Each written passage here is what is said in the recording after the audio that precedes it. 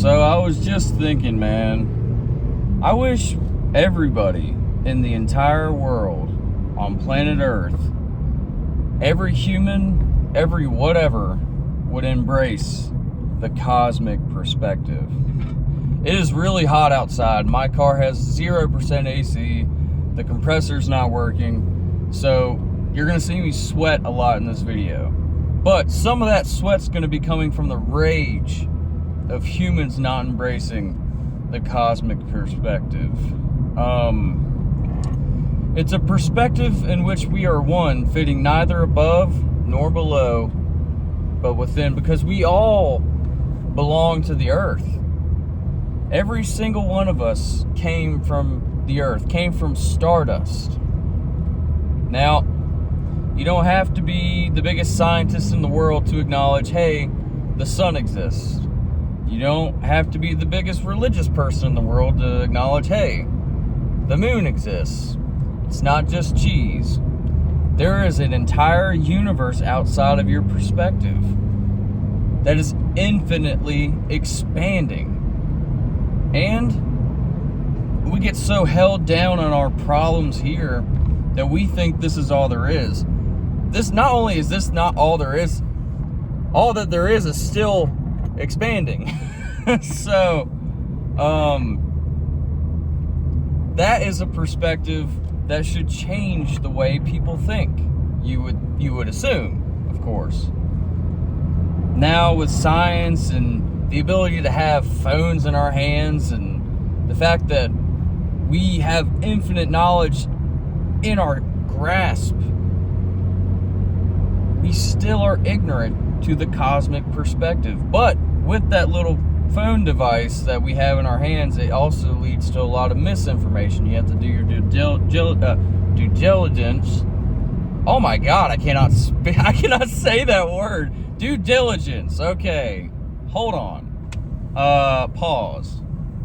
Due diligence. That's what I said. There's a lot of misinformation. There's a lot of good information. You just have to know where to look. You have to look at our books. You have to look at science. Science is true. Science is the scientific method. You learned it in 3rd grade. It stands today. I'm going to let this guy go past me since he is so eager. All right. Goodbye, Kia.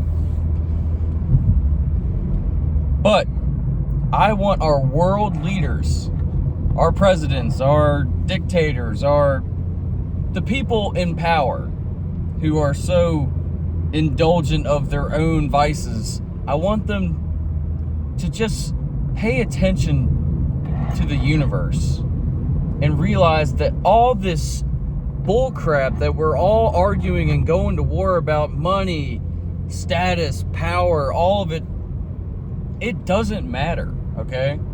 It really doesn't matter. At the end of the day, this entire infrastructure, America, everything on this planet is going to be gone one day. None of this is going to matter. Yet for the present, we still have so much conflict. And that blows my mind. Like, I know money can corrupt somebody, but also we have money on a space rock. You know what I'm saying? Like, on a space rock, we're paying taxes and stuff like that. Why in the fuck are we paying taxes on a rock that's in a universe that's infinitely expanding? Always. It's not gonna stop. And we're paying taxes. What is happening? Okay, I am sweating my balls off. I need to roll down some windows. Sorry for the excess audio. But yes, it boggles my mind that this is still something that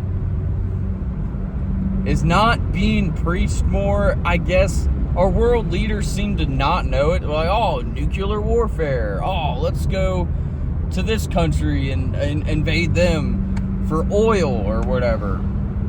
Are you kidding me? Well, I just want to look at every single world leader and tell them, guess what? All you're fighting over is stardust, and that stardust is going to be morphing into everything one day, and none of this is going to matter. the pain and the hate and the things you're inflicting on each other, it's not going to matter.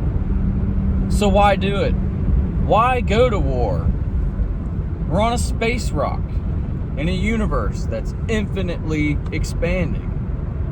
Why are we fighting each other? Why is there money? Why can't we just trade? I honestly, as much as I love technology, and I don't want to be that guy, because I also, like I said, I love technology. I think the world would be better off without our factories, some of our technology. I think the world's atmosphere was a lot better, the ozone layer was a lot better when we didn't have chemical mills everywhere and paper mills and X, Y, and Z. When we were just trading bread and salt and salted beef and stuff like that, when we were just bartering with each other, I think the world was better.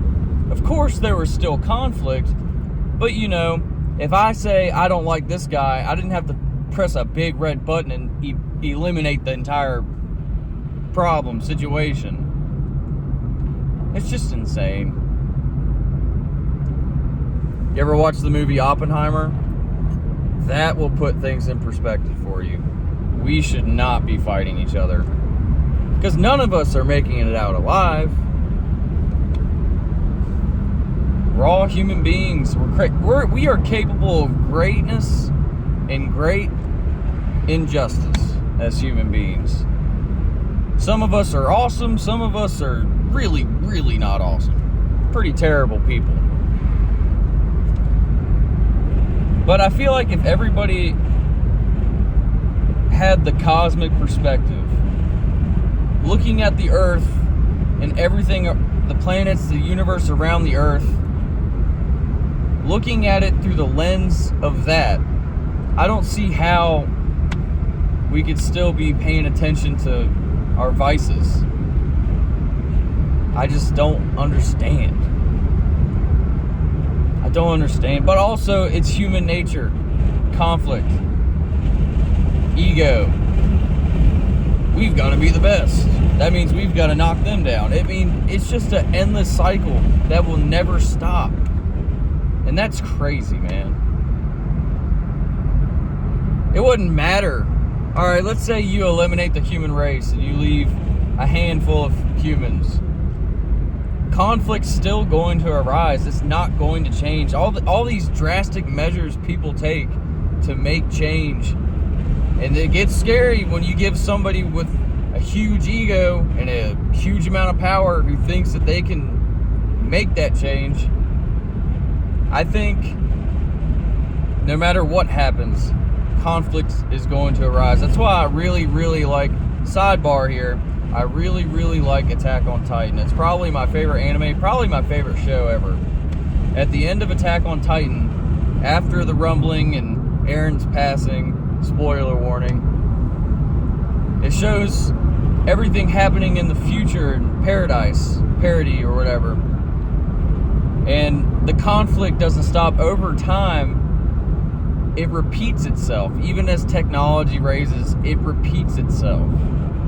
You're always going to have conflict. I think humanity is a bittersweet failing. Bittersweet.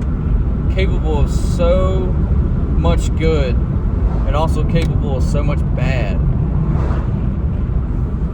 But I look at the world through a different perspective. Through the eyes of somebody viewing very far away. The Pale Blue Dot. If you haven't watched that, check that out. Carl Sagan. Look up the Pale Blue Dot after this video. That is us. And you're worried about getting a text back from that person, and you're worried about how your hair is going to look today. You're worried about how big your muscles are. Man, none of this matters, bro. None of it matters. We will all return to dust. One of these days. One of these days. We're all going to go back to the stars. I mean, that's not me trying to be, like, negative. I mean, that's just how it is. I know my role. I know my role in this world. I know I'm here for a short amount of time, and I have had children. My descendants will carry on my blood. I'm not kind of happy about that because I got a lot of issues in my family, but there, as an organism, I have done my role. I have procreated. My role as an organism is basically over. I was made to procreate. You know, that is biological. I believe in science so much. But the fact that none of this matters is why it matters, dude. And then we unalive each other over the most useless stuff that doesn't matter. This has been the MCD. Here's my thoughts for the day.